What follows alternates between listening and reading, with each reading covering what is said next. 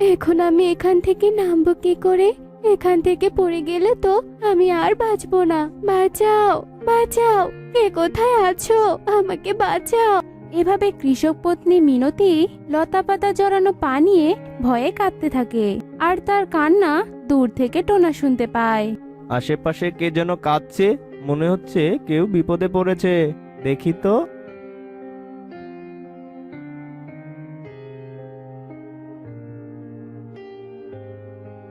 তুমি কাঁদছো কেন দিদি? কি হয়েছে তোমার? আমি বড় বিপদে পড়েছি টোনা। এই গাছে আমি আম পাড়তে উঠেছিলাম। নামার সময় হঠাৎই আমার পা দুটো লতায় পেঁচিয়ে যায়। আমি অনেক চেষ্টা করেও হাত দিয়ে লতা ছাড়াতে পারছি না। এখান থেকে এপাশ ওপাশ করলেই আমি পড়ে যাব গো। তুমি কেঁদো না দিদি, আমি তোমাকে সাহায্য করব। এই বলে টোনা তার ঠোঁটের সাহায্যে লতা পাতা কেটে দিতে থাকে। তোমাকে অনেক ধন্যবাদ টোনা। তোমার এই উপকার আমি কখনো ভুলবো না। ধন্যবাদ দিতে হবে না দিদি, একজনের বিপদে আরেকজন সাহায্য করাই তো পরম ধর্ম, তাই না? তবুও টোনা, তোমার উপকার আমি কখনোই ভুলবো না। এই নির্জন জঙ্গলে তুমি না এলে হয়তো আমাকে ওই গাছেই ঝুলে থাকতে হতো। যদি কখনো সুযোগ পাই, তোমার এই উপকারের প্রতিদান আমি নিশ্চয়ই দেব। দিদি, এবার আমাকে ফিরতে হবে। আমার বউ টুনি গর্ভবতী। সময় মতো খাবার না নিয়ে গেলে যে খিদের জ্বালায় কষ্ট পাবে গো দিদি। ভাগ্যে থাকলে আমাদের আবার দেখা হবে। এই জঙ্গলের উত্তরেই আমি থাকি। তোমার উপকারের কথা আমি সারা জীবন মনে রাখবো। এসো টোনা। মিনতি টোনার কাছে বিদায় নিয়ে চলে যায়। অন্যদিকে টোনাও গাছের ডালে রাখা দানাগুলো নিয়ে বাসায় চলে যায়। টুনি, আজকালকের মধ্যেই তোমার ডিম ফুটে ছানা বের হবে। এদিকে তো আবহাওয়াও বেশ ঠান্ডা। এমন আবহাওয়াতেও আমাদের ছানার শরীর গরম রাখার জন্য আমাদের লাঠির প্রয়োজন। হ্যাঁ গো, তুমি ঠিক বলেছ। আর দেরি না করে তুমি এক্ষুনি বন থেকে লাঠি নিয়ে এসো। যাও গো, তাড়াতাড়ি ফিরে এসো কিন্তু। আমি চাই আমাদের দুজনের সামনেই আমাদের ছানার জন্ম হোক। এরপর টোনা শুকনো লাঠির উদ্দেশ্যে বেরিয়ে পড়ে। আরে বাহ, শুকনো লাঠির খুঁজতে বেরিয়ে চমৎকার দানার খোঁজ মিলে গেল। যাই হোক, একসঙ্গে তো আজ দুটো কাজ হয়ে গেল। অনেক সময় তো হয়ে গেল, টোনা এখনো ফিরছে না। কিছুক্ষণ পর তো বিকেল গড়িয়ে সন্ধে নেমে আসবে। টোনার জন্য আমার বড্ড চিন্তা হচ্ছে। টনি টোনার চিন্তায় ছটপট করতে থাকে। না, এভাবে আর বসে থাকলে চলবে না। দেখি তো একটু এগিয়ে গিয়ে টোনা ফিরছে কিনা। এ কথা বলে টুনি টোনাকে খুঁজতে বেরিয়ে পড়ে। কিছু দূর যাওয়ার পর টুনি টোনাকে বন্দি অবস্থায় দেখতে পেয়ে ছুটে চলে যায়। ওগো, তোমার একই অবস্থা। তোমার এই অবস্থা কি করে হলো? তুমি তো শুকনো লাঠি আনতে বেরিয়েছিলে, তাহলে এসব কি হলো গো? দূরে সরে দাঁড়াও টুনি, দূরে সরে দাঁড়াও। তুমি এই জালের থেকে দূরে সরে দাঁড়াও। কে জানে তুমিও যদি আমার মতো জালে বন্দি হয়ে যাও। ওগো, আমি তোমাকে এমন বিপদে রেখে কি করে দূরে থাকবো? তুমি ভেবো না, আমি তোমার কিচ্ছু হতে দেব না। এই জাল থেকে আমি তোমাকে মুক্ত করবই। এ কথা বলে টুনি তার ঠোঁটের সাহায্যে কাটার চেষ্টা করতে থাকে। কিছুক্ষণের মধ্যেই গাছ থেকে একটা জাল এসে আবার টুনির উপরেও পড়ে, আর টোনার মতো টুনিও শিকারীর ফাঁদে বন্দী হয়ে যায়। তোমাকে বারণ করার শর্তেও তুমি আমার কথা শুনলে না কেন? এবার দেখলে তো আমার মতো তোমারও অবস্থা হলো। ওগো, আমাদের অনাগত ছানার কি হবে? যে কোনো সময় ডিম ফুটে ছানা বেরিয়ে যাবে। কে দেখে রাখবে আমাদের ছানাকে? টুনি এভাবেই কাঁদতে থাকে। এদিকে দূর থেকে শিকারী বন্দি টোনা আর টুনির দিকে আসতে থাকে আর হাসতে থাকে। আরে বাহ, দারুণ মজা তো। আজ তো দুটো পাখি আমার জালে আটকা পড়েছে। এই দুটোকে তো আমি চড়া দামে বিক্রি করতে পারবো। এ কথা বলে শিকারী টোনা আর টুনিকে খাঁচায় বন্দি করে করে নিয়ে যেতে থাকে। অন্যদিকে টুনির ডিম ফুটিয়ে ছানা বেরিয়ে আসে। মা, বাবা, তোমরা কোথায়? মা, বাবা, তোমরা আসছো না কেন? মা, মা, বাবা। আরে কাকলি, এত চিন্তা করছো কেন? তুমি টুনির কাছে যাও আর টুনির কাছ থেকে কিছু দানা ধার নিয়ে আসো। ওগো, আমি টুনির কাছে যেতে পারবো না। টুনির ছানা জন্মানোর কথা। এই সময় নিশ্চয়ই টুনি আমাকে দানা ধার দেবে না। আরে বাবা, একবার গিয়ে তো দেখো, টুনি অনেক ভালো, ওর কাছে দানা থাকলে নিশ্চয়ই না করবে না। কিন্তু ওর কাছে যদি দানা না থাকে তাহলে? তাহলে আর কি, না থাকলে তুমি ফিরে আসবে, আমরা অন্য কোনো ব্যবস্থা করব। তবুও তুমি একবার গিয়ে দেখো তো। টুনি, এই টুনি, বাড়িতে আছিস? কি রে, শুনতে পাচ্ছিস না? দরজাটা খোল টুনি, মনে হচ্ছে আমার বাবা মা এসেছে। মা, মা, বাবা, বাবা, আমি কিভাবে দরজা খুলবো? মা, বাবা, তোমরা তাড়াতাড়ি এসো, আমার ভীষণ ভয় করছে, আমার খুব ভয় করছে। আরে আরে, এটা তো ছানার কান্নার আওয়াজ। তার মানে টুনি ঘরে নেই, তাই তার ছানা এভাবে কাঁদছে। দেখি তো। এ কথা বলে কাকলি জানালা দিয়ে টুনির ঘরে প্রবেশ করে আর টুনির ছানাকে দেখতে পায়। তুমি কি আমার মা? না রে মা, আমি তোর মা নই। তাহলে কি তুমি আমায় খেতে এসেছো? না মা, আমি তোমাকে খেতে আসিনি, আমি তোমাদের প্রতিবেশী, তোমার মায়ের থেকে দানা ধার চাইতে এসেছি। তুমি আমাকে আন্টি বলে ডাকতে পারো। আন্টি, ও আন্টি, আমার মা বাবা কোথায় গো? আমি আমার বাবা মায়ের কাছে যাব। মনে হচ্ছে তোমার বাবা মা খাবারের সন্ধানে বেরিয়েছে, আর তারা ফেরার আগে তোমার জন্ম হয়েছে। তুমি কেঁদো না মা, কিছুক্ষণের মধ্যেই হয়তো তোমার বাবা মা ফিরে আসবে। আন্টি, আন্টি, আমার না ভীষণ ভয় করছে গো। ভয় পেও না মা, তুমি চলো আমার সাথে, আমার বাড়িতে চলো। তোমার বাবা মা এলে আমি আবার তোমাকে দিয়ে যাব। পর কাকলি টুনির ছানাকে নিয়ে বাড়িতে চলে যায়। অন্যদিকে শিকারী যখন টোনা আর টুনিকে খাঁচায় বন্দি করে নিয়ে যাচ্ছিল, তখন তোতা তা দেখে ফেলে। আরে, টোনা দাদা আর টুনি ভাবিকে শিকারি বন্দি করেছে। ওদের সাথে তো দেখছি খুব খারাপ হয়েছে। না জানি এই শিকারি ওদের সাথে কি না কি করবে। তোতা দ্রুত সেখান থেকে চলে যায়। অন্যদিকে কাকলি কালু কাককে টুনির ছানার বিষয়ে সব কথা বলতে থাকে। কিছুক্ষণের মধ্যে তোতাও সেখানে চলে আসে। কালু দাদা, আমি টোনা আর টুনি ভাবিকে শিকারির খাঁচায় বন্দি অবস্থায় দেখেছি। শিকারি তাদের ধরে নিয়ে যাচ্ছে। আরে তোতা, চুপ করো, কাছেই টুনির ছানা আছে, শুনতে পেলে ভীষণ কান্না করবে। তোতা, ওই শিকারি কোন দিকে গিয়েছে? কালু দাদা, আমি ওই শিকারিকে জঙ্গলে দক্ষিণে যেতে দেখেছি। কাকলি, তুমি ছানার খেয়াল রেখো, আমি আর টোনা এখনই টোনা আর টুনিকে বাঁচাতে যাব। ওগো, সাবধানে যেও, দেখো শিকারি যেন আবার তোমাদের কোনো ক্ষতি না করে বসে। আন্টি, আন্টি, আমার বাবা মা কখন আসবে? আমার যে ভীষণ ঠান্ডা লাগছে আন্টি। মারে, তোর বাবা মা তোর জন্য শীতের কাপড় আনতে গেছে, খুব তাড়াতাড়ি চলে আসবে। এ কথা বলে কাকলি আগুন জ্বালিয়ে টুনির ছানাকে তাপ দিতে থাকে। তোতা আর কালু খুঁজতে খুঁজতে একটা বাড়ির পাশে এসে দাঁড়ায় আর টোনা টুনির কান্নার আওয়াজ পায়। তা ভাই, মনে হচ্ছে এই বাড়িটাই শিকারের বাড়ি। এখান থেকেই তো টোনা আর টুনির কান্নার আওয়াজ ভেসে আসছে। আমারও তো তাই মনে হচ্ছে। এরপর কালু কাকার তোতা ঘরের জানালা দিয়ে উকি মারে আর তারা টোনা আর টুনিকে একটি খাঁচাবন্দি দেখতে পায়। তারা দ্রুত ঘরের ভিতরে প্রবেশ করে টোনা টুনির কাছে যায়। তাদেরকে দেখে টোনা আর টুনির প্রাণে যেন জান ফিরে আসে। টোনা ভাই, টুনি, তোমাদের ডিম থেকে একটা সুন্দর ছানা বেরিয়েছে। কি, আমার ডিম থেকে ছানা বেরিয়েছে? কালু দাদা গো, আমার ছানা ঠিক আছে তো? টুনি, তুমি চিন্তা করো না, তোমার ছানা একদম সুরক্ষিত আছে। তোমার ছানা আমার ঘরে আমার স্ত্রীর কাছে আছে।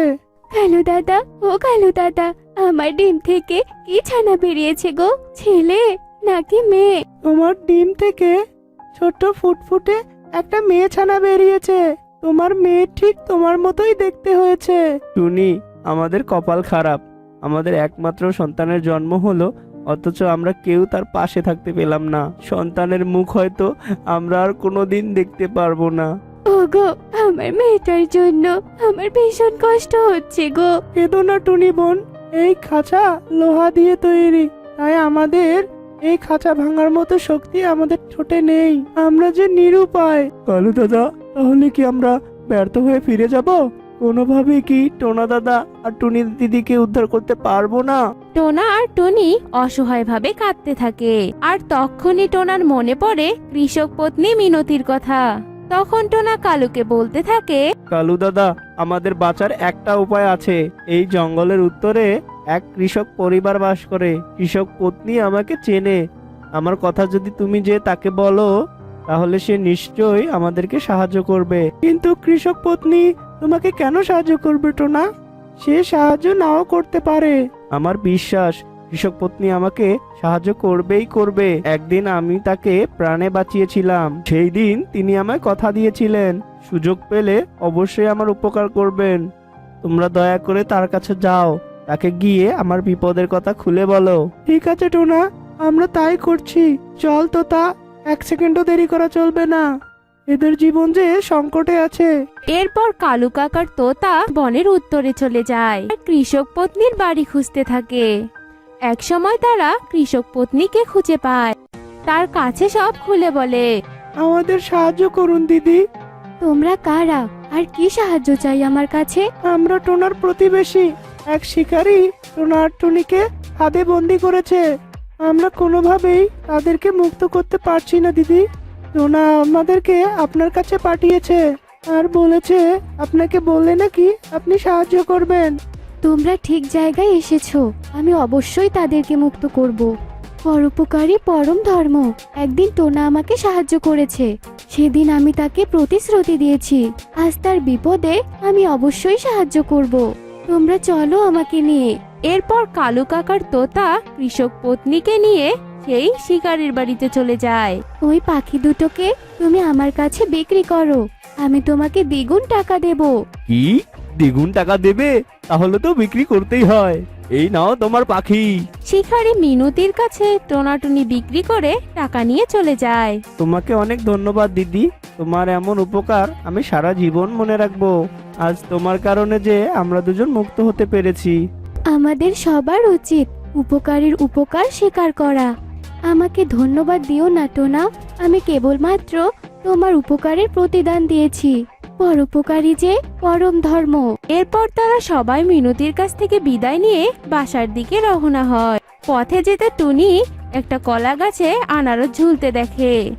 এটা দেখে সে টোনাকে বলতে থাকে, টোনা, কাকুলি দিদি আমার সন্তানকে আগলে রেখেছে। কালু দাদা আর তোতা দাদা আমাদের মুক্ত হতে সাহায্য করেছে। তারা সবাই মিলে তোমাকে আর আমাকে মুক্ত করতে সাহায্য করেছে। তার মানে তারাও আমাদের উপকার করেছে। হ্যাঁ হ্যাঁ, অবশ্যই তারা তো আমাদের উপকারই করেছে। চলো এই কলা গাছে ধরা মিষ্টি আনারস আমরা তাদের জন্য নিয়ে যাই। সবাই মিলে অনেক মজা করে খাবো। সত্যি টুনি, অসাধারণ কথা বলেছো। কাকলি মিষ্টি আনারস খেতে ভীষণ পছন্দ করে। আনারস নিয়ে গেলে ও ভীষণ খুশি হবে। তো বন্ধুরা, আমাদের এই আজকের গল্পটি তোমাদের কাছে কেমন লেগেছে তা কমেন্টে জানাতে ভুলো না কিন্তু।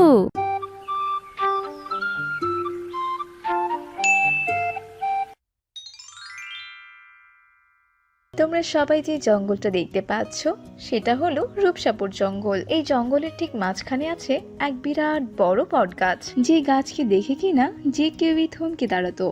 টোনা, আমরা তো এখানে নতুন এসেছি গো।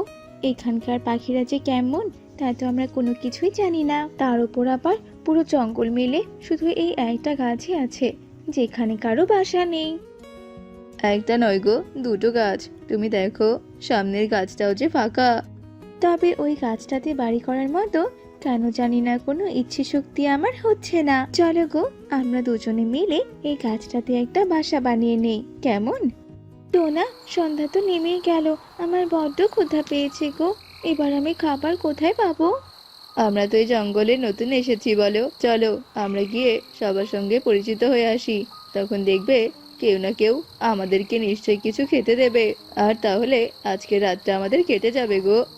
তাহলে আর দেরি কেন, চলো আমরা এক্ষুনি বেরিয়ে পড়ি। তারা দুজনে মিলে সুখী পায়রার বাড়িতে আসে। তোমরা দুজন বোধহয় এই জঙ্গলে নতুন? হ্যাঁ হ্যাঁ, আসলে আমরা আজকেই এই জঙ্গলে এসেছি। যাক, ভালোই হয়েছে। তবে তোমরা বেশিক্ষণ বাইরে থেকো না, কেমন? এই জঙ্গলে এক এক রাতে এক এক রকমের অভিশাপ নেমে আসে। কেন গো দিদি, এখানে আবার কি হয়? ছাড়ো ওসব কথা, এখানে থাকতে থাকো, তাহলে সবটা এমনিতেই বুঝতে পারবে। যাকে, তোমরা যখন আমার বাড়িতে নতুন এসেছো তখন কিছু খেয়ে যাও কেমন? খাবারের কথা শুনে টোনা আর টুনি না করে না। এরপর সুখী পায়রা ওদেরকে খাবার খেতে দেয়, আর তারা দুজন খাবার খেয়ে নিজেদের বাড়িতে ফিরে আসে। তারা দুজন বাড়িতে এসে নিশ্চিন্তে ঘুমিয়ে পড়ে। এভাবে দেখতে দেখতে মাঝরাত হয়ে আসে, আর কোথা থেকে যেন কান্নার আওয়াজ ভেসে আসে। হঠাৎ এমন কান্নার আওয়াজ শুনে ওদের ঘুম ভেঙে যায়। এই কে, কি এত রাতে আবার কে কান্না করছে? আমি কি একবার জানালাটা খুলে দেখবো? মনে তো হচ্ছে কোনো মেয়ে পাখি কান্না করছে। না না, জানালাটা একবার খুলেই দেখি। এ কি, আবার আমি কি দেখছি? একটা চিংড়ি, তার পাশে আবার একটা মেয়ে। টুনি, এই টুনি, ওঠো ওঠো বলছি, মরার মতো ঘুমাচ্ছ? টোনার ডাক শুনে টুনি একদম চমকে ওঠে, আর টুনি গাছে ধরা চিংড়ি আর তার পাশে একটা মেয়েকে দেখে চমকে ওঠে। এ কি গো, এরা আবার কারা? ওরা ওভাবে কেনই বা বসে আছে গো? অত ভাবনার কোনো কিছু নেই, আমি বরং একবার বাইরে গিয়ে দেখে আসি ওই মেয়েটা কে, আর কেনই বা ওভাবে বসে আছে। আরে আরে টোনা, তুমি কি পাগল হয়েছো নাকি? ও মেয়ে পাখি না হয়ে যদি আবার কোনো পেতনি হয় তখন কি হবে? কিন্তু টুনি, চুপ করো, কোনো কিন্তু নয়। আমরা বরং এখান থেকেই দেখি ওই মেয়েটা আসলে কি করে। টোনা আর টুনি জানালার কাছে বসে বড় চিংড়ি আর তার পাশে থাকা ওই মেয়েটাকে দেখতে থাকে। হঠাৎ করে সে মেয়েটা আর বড় চিংড়ি উধাও হয়ে যায়, আর গাছের আলো নিভে যায়। তা দেখে তো টোনা আর টুনি ভয়ে কাঁপতে থাকে। টোনা, ভূত ভূত! হ্যাঁ গো টুনি, হ্যাঁ, এটা আবার আমরা কোথায় চলে এলাম? টোনা, তুমি বরং জানালাটা লাগিয়ে দাও, আর চলো আমরা ঘুমিয়ে পড়ি। সকাল হলে না হয় বাকিটা দেখা যাবে। ভয় পেয়ে ওরা দুজন জানালা লাগিয়ে দেয়, আর তারা ঘুমিয়ে পড়ে। দেখতে দেখতে সকাল হয়ে আসে, আর সকাল হতেই সব পাখিরা নিজেদের কাজে লেগে পড়ে। তোমরা একটু শোনো না। কি হয়েছে তাড়াতাড়ি করে বলো, আমাদের যে আবার অনেক কাজ পড়ে আছে। এরপর টোনা আর টুনি রাতের সব ঘটনা মিনুকে খুলে বলে। শোনো শোনো, তোমরা যা দেখেছো তা বললে যাও, আর রাতের বেলা বের হওয়া বন্ধ করে দাও, তাহলেই আর কোনো সমস্যা হবে না। কিন্তু কিন্তু এসব কেন হচ্ছে? আমাদেরকে তো এটা একটু খুলে বলুন। এসব কথা বলার মতো আমার হাতে তেমন সময় নেই, আর কিছুদিন যাক, তখন দেখবে নিজেরাই সবটা বুঝতে পারবে। এ সমস্ত কথা বলে মিনু নিজের বাড়িতে ফিরে যায়। এদিকে টোনা টুনিও নিজের বাড়িতে ফিরে আসে। দেখতে দেখতে বেশ কিছুদিন কেটে যায়। একদিন টুনির ভাই রকি আর তার বউ আসে টুনির বাড়িতে বেড়াতে। কিরে, তোরা দুজন আবার হঠাৎ করে এখানে এলি যে? দিদি, তুই তো নতুন বাড়ি বানিয়েছিস, তাই ভাবলাম তোর বাড়ি থেকে একবার বেরিয়ে যাই। তার উপর তোর আর জামাইবাবুর সাথে তো অনেক দিন হলে দেখা হয় না, তাই ভাবলাম একবার দেখা করে আসি। যাক বাবা, তাহলে তো আমার জন্য অনেক ভালোই হলো। রাত তো হয়ে এসেছে, চল আমি তোদেরকে খেতে দেই, কেমন? টুনি ওদেরকে খাবার খেতে দেয়। খাবার দাবার খাওয়া শেষ করে সবাই নিজেদের ঘরে গিয়ে শুয়ে পড়ে। এদিকে মাঝরাতে রেনুর ঘুম ভেঙে যায়, আর অমনি সে বাহিরে তাকায়। ও মা, কত বড় একটা চিংড়ি মাছ! সে কতদিন হলো চিংড়ি মাছের মালাইকারি খাই না। আমি বরং যাই আর গিয়ে চিংড়িটা টপ করে নিয়ে আসি। কিন্তু এভাবে কাউকে কোনো কিছু না বলে কি চিংড়িটা আনা ঠিক হবে? ধুর বাবা, সবাই তো নিশ্চিন্তে ঘুমোচ্ছে, ঘুমাক। আমি বরং রাতে চিংড়িটা এনে সকাল হতে সবাইকে সবটা বলে দেব। রেনু গুটি গুটি পায়ে দরজা খুলে আর গাছে ধরা চিংড়ির কাছে যায়। যেমনি সে চিংড়ি মাছটা ধরে অমনি রেনু চটকে মাটিতে পড়ে যায়। এরপর সে চিৎকার করতে থাকে। রেনু মাটি থেকে ওঠার অনেক চেষ্টা করতে থাকে, কিন্তু সে কিছুতেই সফল হয়ে ওঠে না। গাছের শিকড়টা যেন তাকে আটকে রাখে। রেনুর চিৎকার শুনে টোনাটুনি আর রকির ঘুম ভেঙে যায়। এরপর তারা বাহিরে চলে আসে। জঙ্গলের অন্যান্য পাখিরাও সেখানে চলে আসে।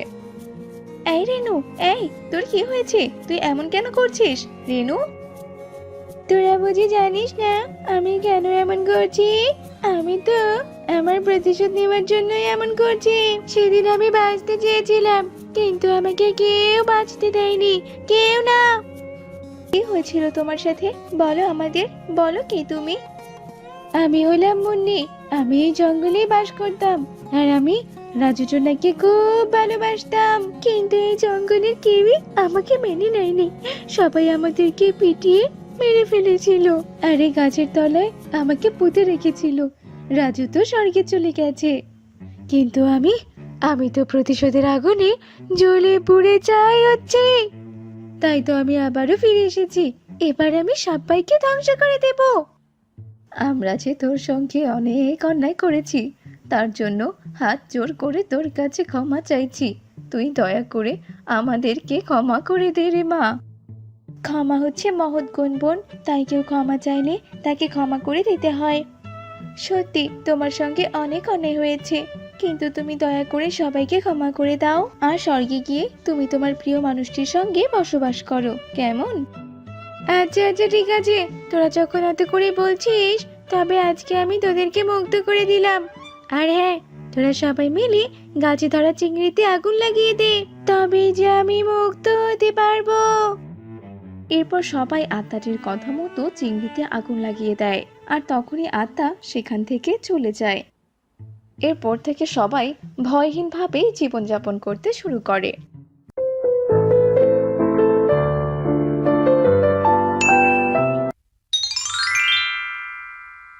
কি রে দিদি ভাই, কি হয়েছে তোর? তুই মুখ বার করে আছিস কেন?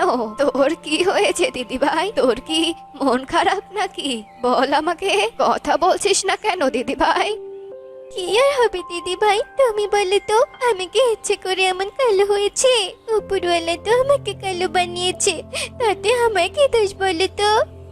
বুঝেছি, তোকে আজ আবার কেউ গাল মন্দ করেছে, তাই না? দিদি ভাই, আমি তো তোকে কতবার বলেছি কারো কথায় কান দিয়ে মন খারাপ করবি না। যে যা বলার বলুক, তুই কার কাছে কেমন তা আমি জানি না, কিন্তু তুই আমার কাছে পরীর মতো সুন্দরী, বুঝলি? কারণ তোর মনটা যে অনেক ভালো রে দিদি ভাই। যার মন ভালো সে কিন্তু প্রকৃত সুন্দর। তুমি যাই বলো না কেন, কেউ আমার মন দেখে না, সবাই তো আমার কালো রংটাই দেখে। সবাই আমাকে কত কথা শোনায়, আমার আর এসব কথা শুনতে একদম ভালো লাগে না ঠাকুমা। কেন যে সবাই আমাকে কালো কুৎসিত বলে কথা শোনায়? হয়েছে হয়েছে, আর মন খারাপ করে থাকতে হবে না। এখন চল তো, তাড়াতাড়ি ঘরে চল। আমাকে কিছু খাবার দে তো। আজ তুই কি রান্না করেছিস? হ্যাঁ, এভাবে দুই ঠাকুমা নাতনির দিন খুব ভালোই কাটছিল। উফ, বড্ড জল তেষ্টা পেয়েছে। পিপাসায় যে গলাটা একেবারে শুকিয়ে কাঠ হয়ে আছে। একে তো গ্রীষ্মকাল, তার উপর আবার ভর দুপুরবেলা। এই দুপুরবেলাতে বাইরে বের হওয়াটা খুবই মুশকিল। কিন্তু এখন জল কোথায় পাই? আশেপাশে তো কোথাও জল চোখেই পড়ছে না, আর জল না খেলে তো আমি চলতেও পারছি না। কাকলি কাক যখন এসব কথা বলছিল, ঠিক তখনই সেদিক দিয়ে টুকি জলের কলস নিয়ে যাচ্ছিল। তখনই টুকি কাকলি কাকের গলা শুনতে পায়, আর জলের কলস নিয়ে কাকলি কাকের কাছে যায়। তুমি কোনো চিন্তা করো না কাকিমা, এই নাও জল, আমি এক্ষুনি কুয়ো থেকে আনলাম। তুমি এই কলসের জল খেয়ে পিপাসা মেটাও। এই কালো কুৎসিত মেয়ে, তুই কেন আমার কাছে জল নিয়ে এলি? হ্যাঁ, আমি কি তোর কাছে জল চেয়েছি নাকি? হ্যাঁ, দরকার হলে জল তেষ্টায় আমি মরে যাব, কিন্তু আমি তোর হাতের জল খাবো না, বুঝেছিস?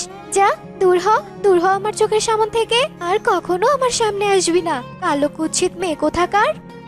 এ কথা বলে কাকলি কাক টুকিকে তাড়িয়ে দেয়, আর কাকলি কাকের কথায় টুকি ভীষণ কষ্ট পায়। পোড়া কপাল, আমি কিনে গেলাম কাকিমার পিপাসা মেটাতে, কাকিমাকে জল খাওয়াতে, আর সেই কাকিমা আমাকে কুৎসিত বলে কথা শোনালো। সত্যি এই যুগে কারো উপকার করতে নেই। এসব কথা বলতে বলতে টুকি রাস্তা দিয়ে যাচ্ছিল, আর চলতে চলতে মিঠু তো তার সাথে দেখা হয়। আরে টুকি, তুই সবসময় আমার সামনে চলে আসিস কেন? হ্যাঁ, আমি কত শুভ কাজে যাচ্ছিলাম, আর পথেই তোর মুখটা দেখতে হলো আমাকে। তোর মুখ দেখে ওই শুভ কাজে গেলে তো সেই কাজ আর শুভ কাজ হবে না রে। তোর মতো কালো কুৎসিত মেয়ের চেহারাটা যে একেবারে অশুভ। যত সব, না জানি আজ কি আছে আমার কপালে। এসব কথা বলে মিঠু তোতা সেখান থেকে চলে যায়। যাক বাবা, আমি আবার কি করলাম? আমি কি আমার কাছে একটু বাইরেও বের হতে পারবো না? আমার এসব আর ভালো লাগে না। হে ঈশ্বর, তুমি আমাকে তুলে নাও। আমার আর ভালো লাগে না এইভাবে বেঁচে থাকতে। এসব কথা বলে টুকি কাঁদতে কাঁদতে বাড়িতে ফিরে আসে। তুই এসেছিস দিদি ভাই, ভালোই হলো। আমি তো তোর জন্যই অপেক্ষা করছিলাম। আসলে পাশের জঙ্গলের বান্টি কবুতর আর সুখী পায়রা তোকে দেখতে এসেছে।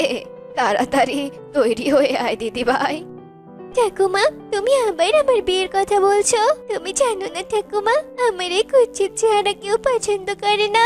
কেউ কি আমাকে পছন্দ করবে? তুমি কেন বুঝতে পারছো না ঠাকুমা, বলো? পাত্রপক্ষ আমাকে পছন্দ করবে না ঠাকুমা। তুই বেশি কথা না বলে তৈরি হয়ে নে তো।